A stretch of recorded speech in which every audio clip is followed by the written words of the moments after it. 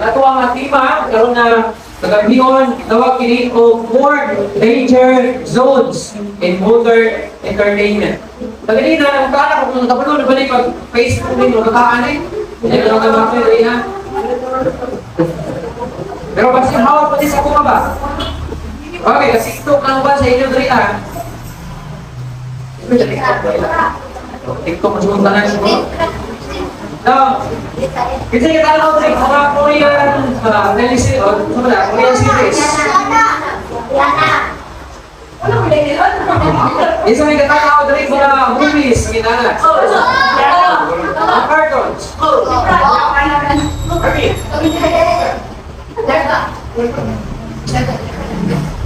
Sama pa ninyo, kung ko, katanaw ko sa entertainment. I enjoy watching entertainment, mga good entertainment. Ako I like action movies, action. Mga ginatawag ng mga thriller, mga salita. Mga martial arts, mga karate na mga salita. I enjoy it while I nagatanaw ko kanina mga movies na na-enjoy ko. O sama ka ninyo, ka-enjoy sa siguro, magtagatan o mga good entertainment. Mga entertainment, makahatag kanimo o kalipay diya sa inyong kalimon, nagtagatan o kaani. But I believe, natuo ko, na kita, ang nagatanaw ani, especially kaninyo, aduna kamoy na mo kayo nga obligasyon. And your obligation is to guard the gates of your minds and hearts. While ka-watch mo ang mga good entertainment, kinahanglan na inyong itiktahan ang inyong huna-huna o ang inyong kasing-kasing. Dahil base ko niya o madala mo sa entertainment na inyong itanaw o ganang itawag nato na ma-idolize ninyo ang inyong ginatanaw na dilit na diay maayo ini na muhatag o impact diya sa inyong mga kinabuhi. Now, sa itong ibasa kanina in 2 Timothy chapter 3, verse 1 down to 6, says, we are to have nothing to do with wicked and ungodly people. Now, this biblical principle also applies to our entertainment. Ang atong ibasa kanina, ito nagapasilaan ito sa mga may kabuk o sa kinaiya sa mahabot o sa katapusang mga adlaw. Kini usab applicable. Usab kanato even kita ng mga Kristohanon, especially kaninyo ng mga batanon, ng mga young people, kinahanglan mahimo makabalo ka mo muprotekta sa inyong nahuna o sa inyong salabutan o sa inyong kasing-kasing na dili unya mo maapektuhan o madala ining inyong good entertainment na kinatawag. Isa may hilig diri mga games. Mobile Legend. Sa may hilig diri mga likas. Ano na tinood kasi mga pamalikas nila. Ganun yung ganun ang tuwa na istoryahan na nakakaroon sa kagabion because you should guard your hearts and your mind para di mo madala sa entertainment and yung itanaw. Yung sa may tatanaw na ni Korean na halos kinasundot na ang sinuntihan sa Korean ang iyahang isa may hilig rin mananaw o mga ginatawag na isa may naka-idol rin kang hindi mo rin isa may naka-idol rin kang vice ganda. You should careful pag-amping mo o magbantay mo sa entertainment na inyong ginatanaw o ginasuportahan kaya posible makahatag kini o dako kaayo na impact dala sa inyong kinabuhi. Listen carefully, paminaw mo. Labi na sa mga ginatanaw ninyo o ginadulat ninyo ng mga games like Mobile Legends o kuban pa ng mga ano ba si Yossi karon? Ang nagadula kanya, usually ako madungog is nagapamalikas, especially sa mga Houston. But sad to say, daghan mga Kristohanon na mga patanon, pura na mga tao kalibutanon kung magdula sa mga games, kaya sige pamalikas. Maayo ba paminaon, unang usa ka Kristohanon, lumalikas, una hindi Kristohanon na makadungog anas. Atong mga non-believers, mailhan ka kanila na ikaw Kristohanon, batan-on nga nagasimba, o mailhan ka na susama usab nila na himalikas. Mga tao nga mga kalibutanon. Now, here are 4 danger zones that we must steer clear in modern entertainment. Una, sexual immorality. Nagahimo sa mga buhat na iya sa mga ninyo. Hindi mo muna ako bumid ba? Mga entertainment. Usually, kini inaani ng binuhatan, ginapromote ni sa mga ginatawag na to good entertainment.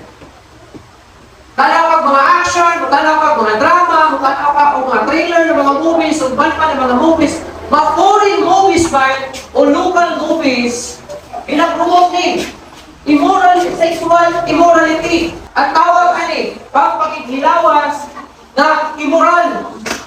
Anong ginawang pag-immoral? Ano sa matawag na immoral? Ano sa pagpakighilawas? Ang pagpakighilawas, matawag siya na immoralidad kung hindi siya buhaton sa ulitaw o dalaga. Kung hindi siya buhaton sa manag-uyab. Kung hindi siya buhaton sa dili mga legal o ginatawag na mga minyo. We should guard our minds and hearts. We should guard. Ano ba?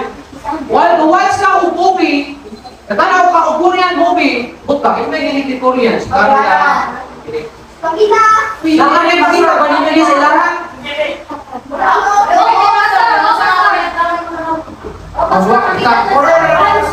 Mga movies, action, trailer. American movies lang na sa mga Korean. Hindi mo ka naman yung uyab niya.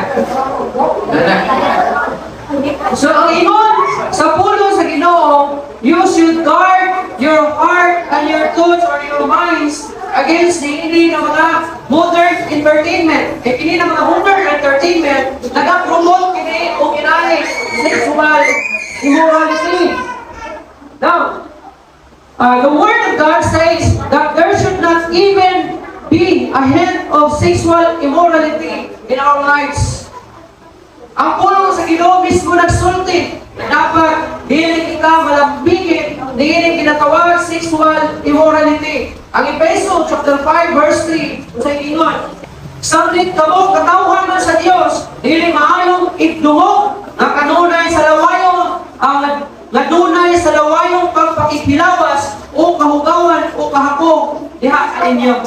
So dili maayo nga paminaon nga usa ka Kristohanon o ang mga katawhan sa Ginoo na kinabuhi diha sa pagpakikilawas. Immoralidad ang tawag anak, immoral sa lawayon nga buhat o dili maayo nga tan-awon sa usa ka Kristohanon. That's why pasilaan ko kamo mga katanon, mga young people, na samtang natanaw ta, di man mo na mapukan, hindi matanaw o mga modern entertainment, mga movies, dramas, series, o ba pa, o sa mga siya na series. Careful mo nga dili mo madala. Kay base magtanaw mo ani, na nagahimo ani, base magsantog sa inyong nahuna na, pwede na di ay.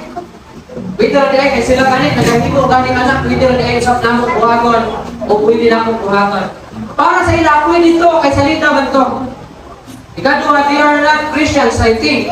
Pero ikaw, ang Kristohanon, na nagahimo ani, dili maayo matang-aon. That's why careful mo, magmuna-muna, na pwede dahil himuon, kini nga klase nga buhat, sigurado, kini nga buhat, usap ka kasalawayo ng buhat, o kini, usap ka buhat, na ikasilagan sa Ginoo. Diha kanino. Ikaduha, disrespect to authority. Kanos ka ba, may tabo, nanong ang tao, gina-disrespect ang authority.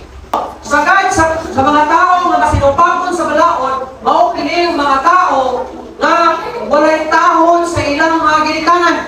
Kung ikaw walay tahon sa imong ginikanan, mo resulta kini sa disrespect nimo sa authority. And remember this, in Romans chapter 13 verse 6, si Paul nagsulat siya mismo na ang atoang mga opisyalis na naa sa otoridad, mga tao na naa sa authority, just like the policemen, the military, the government leaders, they are the ministers of God.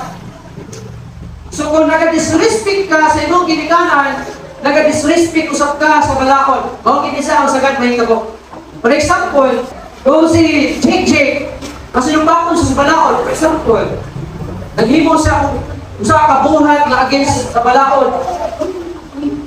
Gibuhat niya tungod kay wala man siya tawon sa ginikanan. Wala man siya nagpadisiplina sa iyang ginikanan. Kung si JJ, kudawat lang unta sa disiplina sa iyang ginikanan, mahimong usab nga dili niya ma-disrespect ang mga tao nga naa sa authority. So, dishonoring parents is resulting sa pag-disrespect sa mga naa sa otoridad.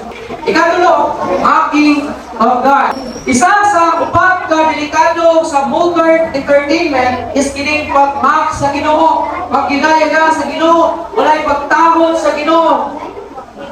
Naimalubak ako na kung ikaw mapakyas sa pag-react sa mga tao na nag-disgrace sa Ginoo, ikaw usap na namak sa Ginoo.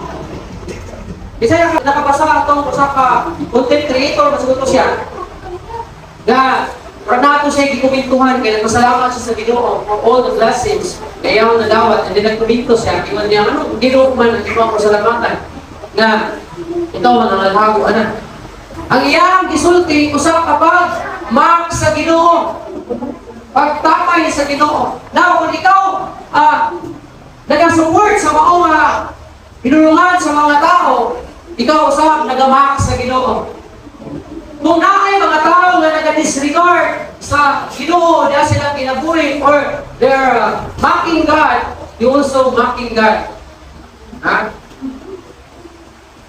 Mga tao nga nagatamay sa Ginoo and you support them, ikaw usap nagatamay sa Ginoo. Careful mo anak, kay sa ato ang modern entertainment, dahil sa mga tao, wala na nagasunod sa godly principles.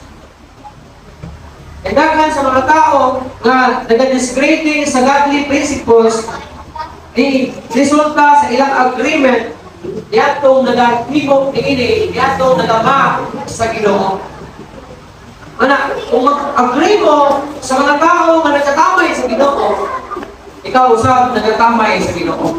Kaya i-agree mo ka sa ilang. Now, support mo dali ang LGBTQ. Nakatong, ginadisregard nila ang biblical na pagtulunan about sa pagdilig kanila, about sa kinikinatawag na sa ilang at sa ilang una-una na ay third gender. Pero ipilang kung saan naman ang gender ay sa Pilipinas? Male and female. Pero para sa ilang, ano na yung third gender? Nasay nila, try nila karoon kung legalize. Diba? Nana niya sa may House of Representatives ng kinatawag LGBTQI+. LGBTQIA+ niya. Katungod, para nila. Wala sila katungod sa prinsipyo sa Biblia, may tungod sa hinigo sa Ginoo. So kung ikaw nag-support na ikaw usap nagatamay sa Ginoo. Wala ko nag-ingon nga, nautan, kung may mo kang tumboy, may mo kang bakla, wala ko nag-ingon nga nautan na siya. Pero, kung imuhang buhaton, ang dili dapat buhaton, like example sa katong nagpakasal na doon ka babae na sa may tago. Pasipalan ko sa Ginoo, pagtamay ko sa Ginoo. Yang nakasuko pa, reverend ang kasal ito. Ginadisgrade nila ang Ginoo. So kung ikaw nag-support ani ng mga binuhakan, you also mocking God. That's why careful ka sa modern entertainment. Kanan yung pinatanaw, yung hadre, lalaki kay vice ganda. Pero ano kabalo kay vice ganda? Usa ka lalaki, nagpakasal sa usa ka lalaki. Di ayon? Pagbuka na ako. Ako'y blessing sa Ginoo. Itubukan ba ito sa Ginoo? Wala. Hindi mo pwede. Nasuportahan ang wala. Itubot sa Ginoo. Dagan sa mga tao. Nalipay ka. Naminyo na si Vice Ganda. Nalipay. Usap ang linukaw na maninyo ka. Wala problema sa iyang pagkabakla. Pero kung nag-iyahan, pagkabakla, kahit di resulta sa pagkakadala sa Ginoo, kana ang problema. Nalagan sa inyo guru na kasi paparehan ng vice kanila. Sundong ko na. Nagagagag ko. Nanay Banks. Ang iyang outside appearance niya. Iyang passion. Labay siya mag-istorya, magkakaw, suot, mga saya sa luluban. Mabalawin lang, ginasundok, mga Korean, mga aktor, mga actress, gawin sila istorya, gawin sila mag-takaw, o gawin sila mag-bisti. Di wala ka pamalo, hindi ng mga tao, tingnan niya, isuportahan, mga ideas, so careful mo. Yan ang mga modern entertainment. And lastly, range. Kasuko, kanunay kang masukanon. Ang ito ang modern entertainment, pinagkana mag-action sa salita, pero kung tiiso, kung pinagyanay, bagay, tanaw ka, sulit tanaw rin, patanggihan ko. Huwag mo lang kinabumi. Diyabi mo, pwede na mo i-apply in real life. Walang uban, magpakakuko Martin. Ang lihok, walang si Kuko Martin siguro. Kasi pag suot na glitter na jacket, saya kasundog na, glitter na jacket, binigit allowed, perminti ka na ay kaaway, perminti gubot, sige ka kasuko, okay lang, sige kasuko, okay lang, kita perminti kaaway. Wala ang litudlo sa modern entertainment. Manag-careful mo na magtanaw ka nito na ayaw yung personal. Hindi ba yung ako ang entertainment na to? Kung pakatawag ka, dali na tayo pakatawag. Kung pahilakon ka, dali na tayo mahilak. Isa may kahilak, nagkatangkaw ka ng mga makahilak na salita. Mga drama na makahilak. Mga po, rutulong-tulong ha. Inaanak ka kapintado, magbantay ka sa mga ginatanaw, mag-amping ka. Iyong kanina, you should guard your mind and your hearts. In reality, tanan nga iyong itanaw, di na may tabo, na magkahigugmahay ang bakit o kang nagsisa. Di na may tabo tanan, damugura tanan. Igura ka lingaw anay mo itanaw, ayaw paapikto, na resulta na sa iyong pag-apply sa iyong kinabuhi. Nadanaw ka kung action movie, mura na kung ikaw itong naa sa vida. Na astig na ito tayo. Ang ngita nagbubot nga sa kanto. Ay mura na nagkikal si Kuko Martin. Inanak ang impact sa entertainment. Wala kung hindi ka mag-amping, kadapot ang mahatag sa iyong mga.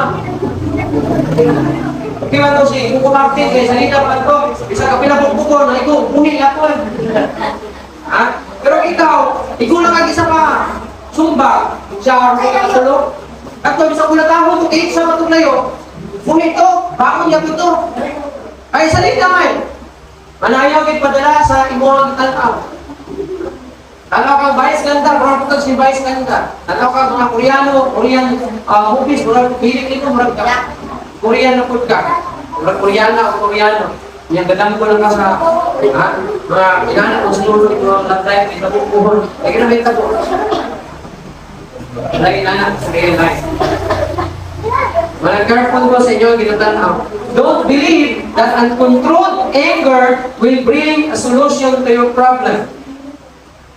Ayaw daw tuo na kung ikaw magpadala sa imong kasuko, maghatag kinig kasulbaran sa imong problema. Kung sa movie, murag katagakan, katubakan yung problema, kahit kung nasa yung problema, yung padala siya ng kasuko, natahon rin niya ito, iharang ikuan, kumanak. Nakahadyong na sa kay Asti man siya, sayahan, hadyong ng tao.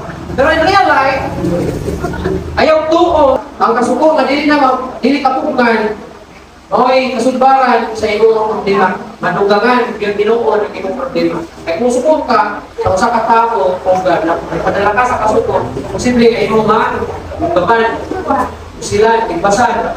Nang sabay ka mo. Pala kang kukumarte o riso. Ayun, kukumarte o riso kay inipok sa kamera, uli lang ito. Ikaw, kung kasala ka, kung taas mo ang hatol sa imo, kung reklusyon, pagkituang, hatol sa imo, akong buhay. Dito lang ang matay sa kasuhan. So, dili yun, kasulbaran sa problema, ang kining, uncontrolled na kasuko. It will add to your already existing problem. Udugang siya sa imuhang problema. Kung na problema karon niya, giagin mo kasuko. Kung nakahimo ka o krimen, ang udugang siya sa imong problema, hindi siya makapawagtang ng problema. In Proverbs chapter 14, verse 16 says, a fool is hot-headed and reckless. So na, don't be fool. Maligyan pa, Kaya, si Solomon mismo nag-iwan, kung sa daw pamuang init kuminti yung ulo. Kasi init ay ulo kuminti. Ang kaling kamuti na mapugnaw na yung ulo tayo. Yan na sa mga buwang-buwang. Don't be fooled, kasi noon ay mabudakot sa mga kinabuhi sa mga panahon.